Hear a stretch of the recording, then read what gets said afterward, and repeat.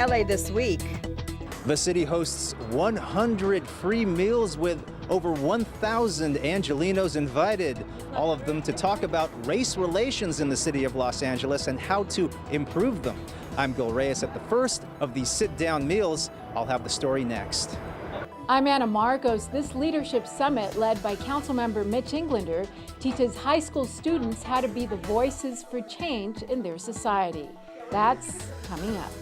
I'm Rasha Goel. Up next, a special thank you to those who helped in an overnight rescue of a young teen boy.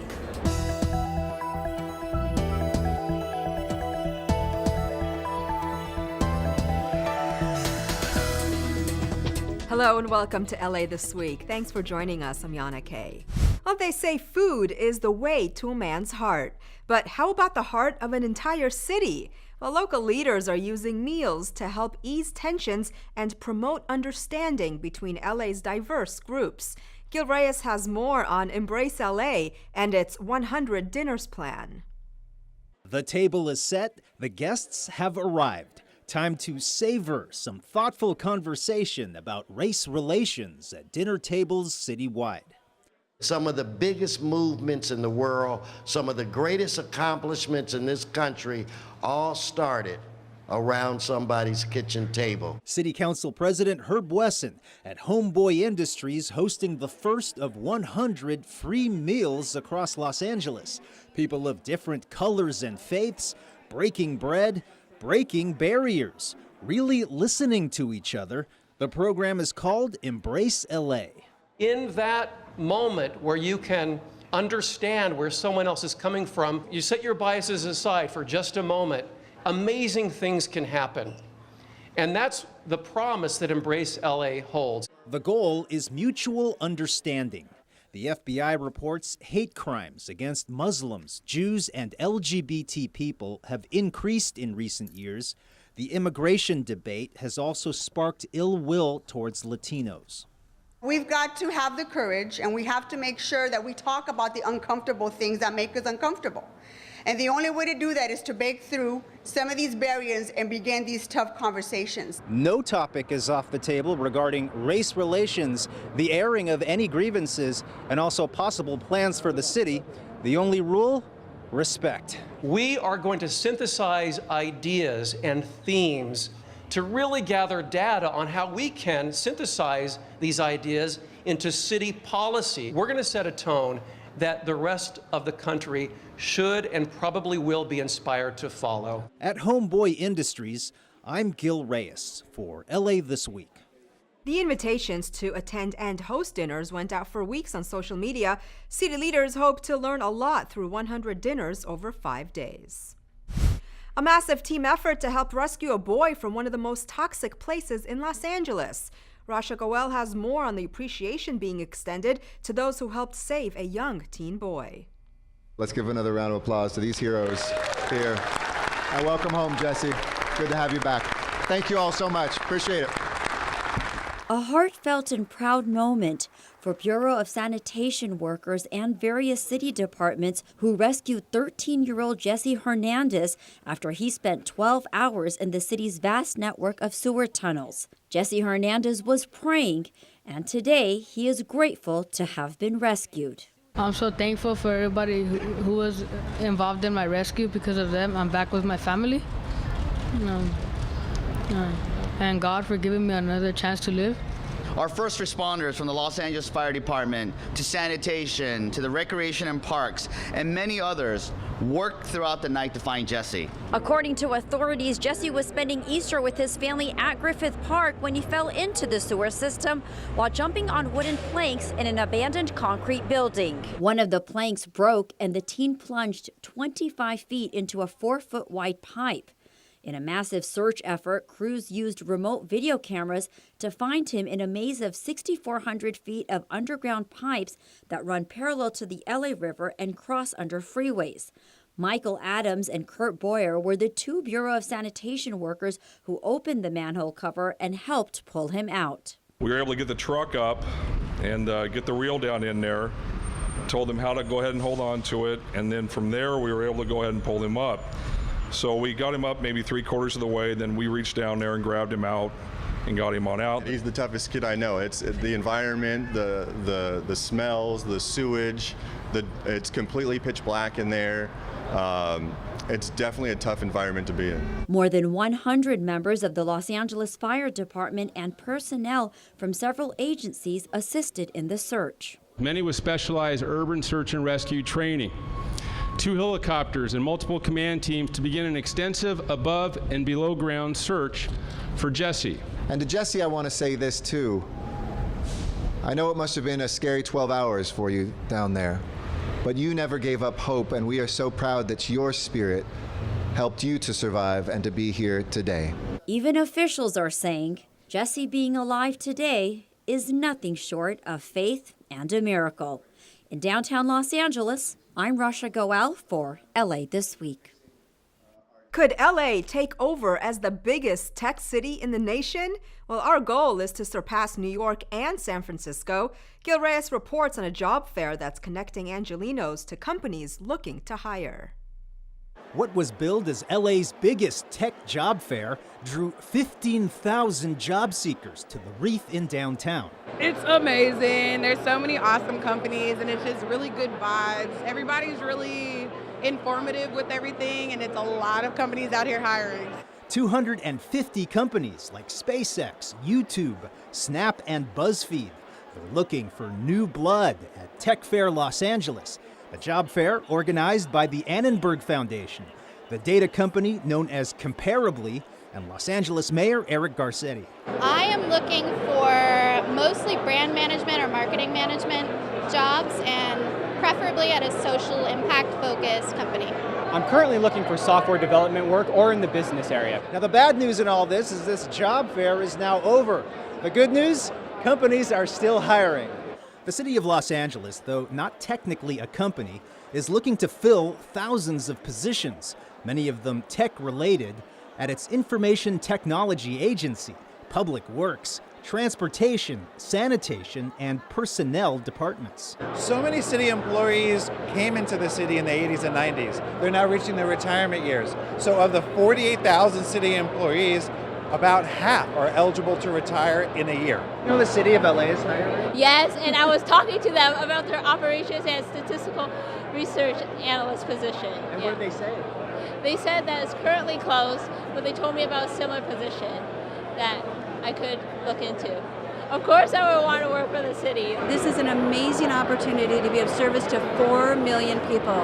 And the things you do in Los Angeles with any kind of a background, whether it's political science or history or writing or technology or environmental studies, all comes together to make LA a better place for all of us. For a listing of city jobs still available, log on to lacity.org.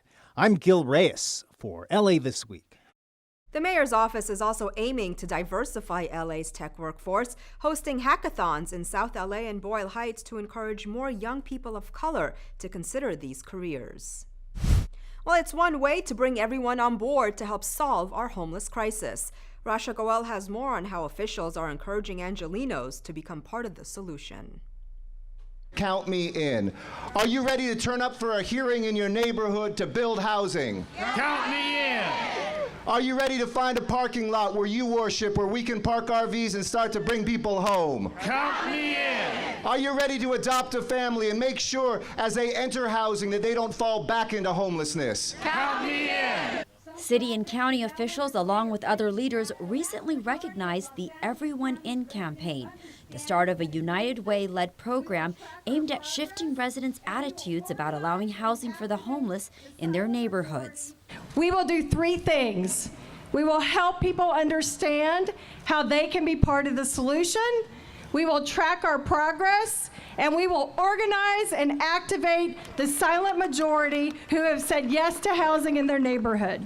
According to officials, nearly 58,000 people sleep on the streets every day. And while much work needs to be done, city officials talk about the ongoing progress. 187 units at Path Metro Villas are now underway along the Beverly Virgil corridor right here in the 13th District. Yes.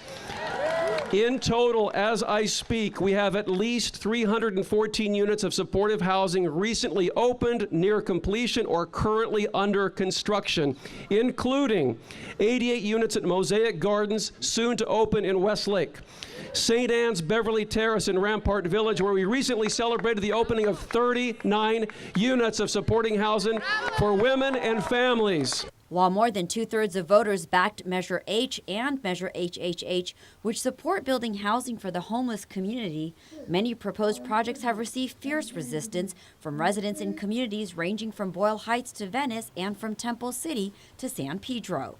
We now have a plan, we now have a partnership, we now have a city and a county that won't settle until people are fixing the streets instead of sleeping on the streets. Officials hope the Everyone campaign will help people have a better understanding while keeping permanent solutions to homelessness moving forward. In Echo Park, I'm Rasha Goel for LA This Week.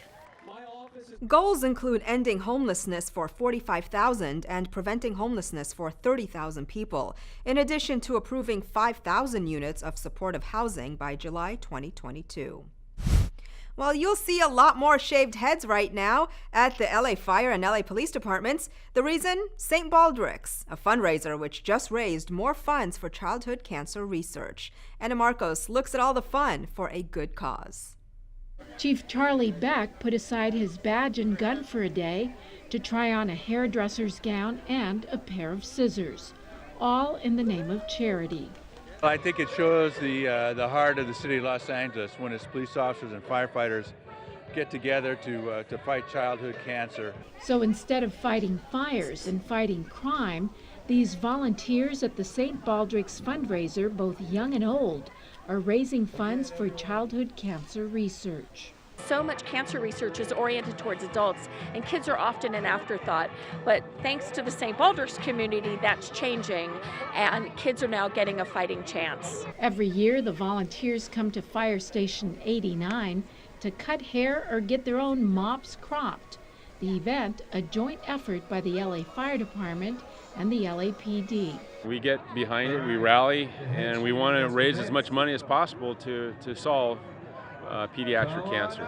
I'm here because 16 years ago my son had cancer, and I was feeling very helpless. There was nothing I could do as a father. And the St. Baldricks Foundation was doing a small event here at Fire Station 89, and I hooked up with the fire department. It's a way for me to do something. And these volunteers are doing something. Since the fundraising event started in 2004, it has raised more than $234 million for childhood cancer research around the world. You know, this is the only place that anybody will let me anywhere near scissors. We think Chief Beck is liking his new job a little too much. Who knows, he might just have a new job waiting after retirement. I'm Anna Marcos for LA This Week. The St. Baldricks Foundation funds more in childhood cancer research grants than any other organization except the U.S. government. Police say hate crimes in major U.S. cities have increased for a third straight year. Gil Reyes reports from the Sherwood Awards honoring local law enforcement fighting the good fight. Detective Carlos Llamas. This special team of LAPD officers is honored for nabbing a suspected serial vandal, desecrating homes in Mar Vista, and for catching another accused of making threats against the Islamic Center in Mid-Wilshire. Both incidents occurred in 2016, both solved by the LAPD's Criminal Investigation Section, or CIS. We have a lot of hats. We conduct a lot of investigations, all kinds of crime, mainly with a nexus to terrorism. The Anti-Defamation League hosts their awards ceremony every year here at the Skirball Cultural Center to honor those law enforcement officials who've gone above and beyond the call in battling hate. And we've selected 4 winners for today, and they will all be recipients of the Sherwood Prize.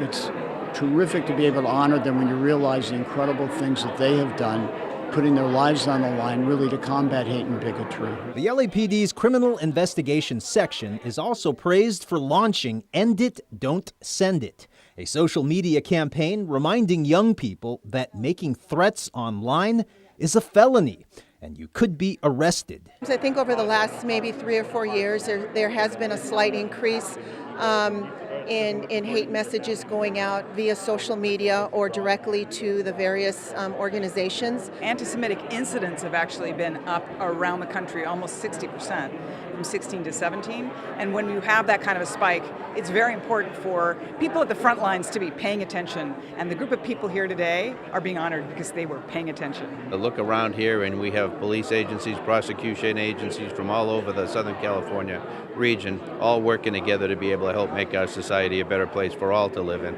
Reporting from the Sherwood Family Awards at the Skirball Cultural Center, I'm Gil Reyes for LA This Week. The Sherwood Prize has honored the best in local law enforcement battling hate crimes since 1996. It's coming to downtown, a $3.2 million multicultural plaza across from Olvera Street. As Gil Reyes reports, the highlight will be a monument reminding visitors of the plight of people south of the border. Downtown Councilman Jose Huizar unveils a largely hidden piece of Mexican history.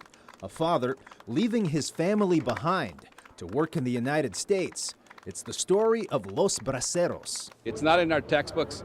No one ever talks about it. But it's probably one of the largest migrations that has ever occurred in the history of mankind. The councilman says the United States welcomed millions of Mexican nationals to work mainly in agriculture from the 1940s through the 1960s. But Los Braceros, as they came to be known, also struggled with unfair wages and discrimination, even as they contributed to the U.S. economy. The statue will be part of a 19-foot-tall monument, the centerpiece of a 7,000-square-foot plaza coming to Cesar Chavez Boulevard and Spring Street. Anytime we see large-scale commercial buildings being erected in our city, even small-scale retail space, 1% of the square footage goes directly towards public art. And timely art at that, created by sculpturist Dan Medina. The dedication comes as the Trump administration sues California for sanctuary laws protecting undocumented immigrants from deportation. Many of today's immigrants toiling in the fields, contributing to our economy, and under attack, like Los Braceros were. So I'm very proud to be a son of a bracero. I'm very proud to be part of this project so that the city of Los Angeles and this country remembers their contributions. In downtown Los Angeles, I'm Gil Reyes for LA This Week. Construction of the plaza is set to begin soon. Tributes to Native American, African American, and other immigrant cultures are expected to be included. Over the past year, we've seen talented women take a stand against sexual harassment in Hollywood. Recently, others in the performing arts took the stage to express their needs. Gil Reyes reports from In Her Words, an event hosted by Councilwoman Nuri Martinez.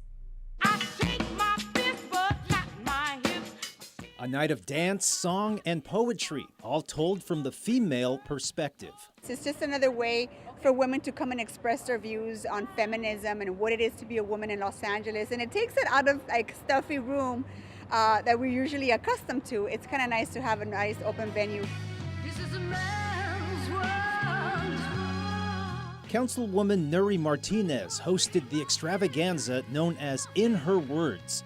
It took place at City Hall's outdoor forecourt to cap off Women's History Month. We're taking wins and not one loss, creating STEM programs, running for office. Spoken word artist and cancer survivor Jennifer J.B. Beasley. Tonight I performed a spoken word piece entitled Black Woman Commandments, and I want the world to know the awesome and amazing things that Black women are doing in the city. Men are dominating in film, right? Even as producers of a podcast, we know that there's very few of us out there. So for us, having our voice is setting the narrative for young girls to really do something new. I want to reach young women, and I want not only people who want to run for office, but women who want to lead the way. We need more women to be active participants in their own communities, and to speak up and speak out loudly and make sure that they know that this is a place for them to come and share their views. Reporting from City Hall's forecourt, I'm Gil Reyes for LA This Week. The city moves one step closer to regulating short-term rentals. LA gets top billing as a leader in solar energy, and LA Sanitation is awarded a multi-million-dollar grant. All these stories in Citybeat. A Los Angeles City Council committee approved a set of potential regulations for short-term rentals. The panel had been trying since 2016 to craft a policy that pleases both short-term rental hosts who say their livelihood depends on the practice and critics who say it's contributing to the city's housing shortage and adversely affecting the quality of life in some neighborhoods. The committee approved a proposed ordinance that would limit the number of rental days per host to 120 days a year, but also create a discretionary process which would allow hosts to appeal for additional days that could allow them to rent for the entire year. Such exemptions could be granted if hosts meet certain criteria, including that the property has not been the subject of any recent nuisance violations. Councilmember Jose Huizar, who chairs the Planning and Land Use Management Committee, said he believed the regulations would help the city prevent problem party houses from continuing to operate. Mayor Eric Garcetti helped unveil this 2.21 megawatt solar installation on the roof of the South Hall of the Los Angeles Convention Center, which he touted as the largest solar system of any publicly owned convention center on the West Coast. Garcetti also announced that LA has the most installed solar power of any city in America. Garcetti cited the city's #1 ranking in a new Environment California report, which says LA now has nearly 350 total megawatts of installed local power. That level of energy is enough to power 82,000 homes in LA and eliminates 187,000 metric tons of greenhouse gas emissions, the equivalent of taking approximately 40,000 cars off the road. Garcetti's office said the solar improvements bring Los Angeles closer to meeting several goals outlined in the mayor's Sustainable City Plan. LA Sanitation has received a $3.5 million grant from the California Public Utilities Commission for a renewable energy project at the Hyperion Water Reclamation Plant. Officials said this grant will help the city harness the power of renewable energy to reduce greenhouse gas emissions at the city's largest water treatment facility. The Hyperion Water Reclamation Plant generates electricity and steam for wastewater treatment and water reclamation processes. The Parkland school shootings have led many high school students to stand up and be leaders for change across the country. Now, Mitch Englander's Leadership Summit, with its theme Seen and Heard, is creating new avenues for youth leadership here in LA. Anna Marcos brings us more from the event in Griffith Park. Anna. Yana, recent news events about gun violence around the nation have shown us that high school students can lead the nation when it comes to making changes in gun laws and our conversations about gun violence. And this Leadership Summit by Councilmember Mitch Englander teaches our own LA youngsters that they can help shape the future. Luke Hoyer would never, Marquine Duque Aguiano would never, Peter Wang would never, Alyssa Al-Hadaf would never, Jamie Guttenberg would never, Meadow Pollock would never. A lot of the things that have been going on, we want to be a part of the change, and it's hard to get to know how we can do that. It's been kids who started the nationwide Never Again and anti-gun violence movement. And many LA students helped plan local events and protests in the wake of the Parkland school shooting that left 17 people dead.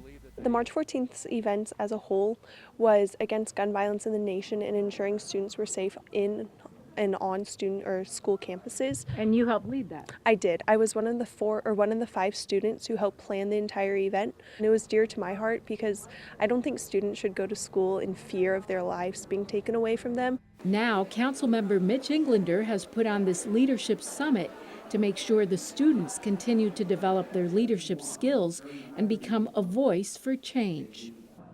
You guys are what changed and have been the change agents for what's happening.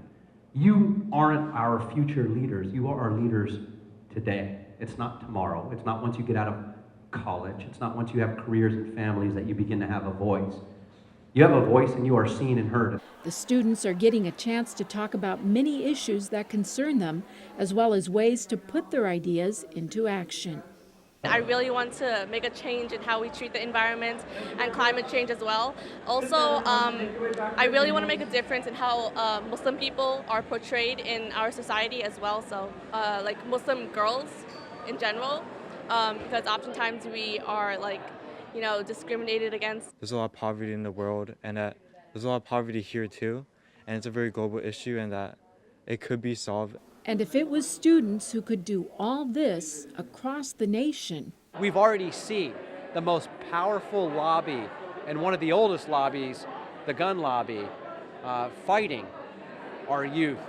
There's no telling what other changes are next for these rising young leaders. I'm Anna Marcos for LA This Week.